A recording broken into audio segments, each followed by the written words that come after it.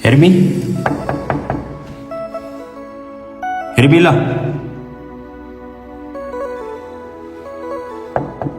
ሄርሚ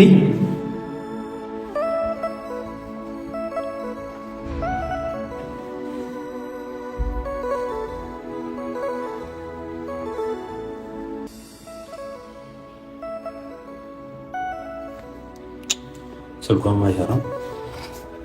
የት ብዬ እንደምፈልጋት አላውቅም። ያፈቀረ ሰው የሚያደርገው ነገር አይታወቅም። በእርግጥ እች ልጅ አፍቅራለች፣ ወዳለች፣ ትልቅ ሪስፔክት አላት ላንተ። የመሬ ነው። እንደምታየት ቆንጆ ነች፣ በጣም የምታምር ገና ወጣት ነች።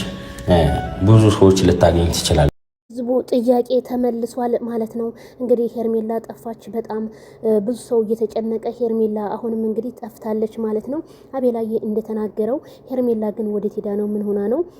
ምክንያቱም አንድ ሴት ልጅ ልቧ ከተሰበረ በቃ ሶሻል ሚዲያ ራሱ ያስጠላታል ማለት ነው። ሄርሜላ ደግሞ በቪዲዮ እንደምናያት በጣም ክስት ብላ ነበር ማለት ነውና ምን ሆና ነው? እንዴት ነው? አቤላዬ እንግዲህ ቤቷ ድረስ ሄዶ ነው እንግዲህ ሲፈልጋት የነበረ። ስልክ ሲደውላት ምንም እንትን አትልም ማለት ነው። በጣም ነው የሚያሳዝነው።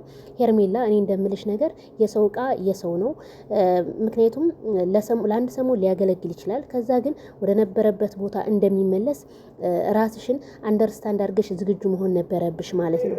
ስለዚህ ወደ ራስሽ ብትመለሽ እንደኔ ሄርሜላ መልካም ነው ላለሁኝ።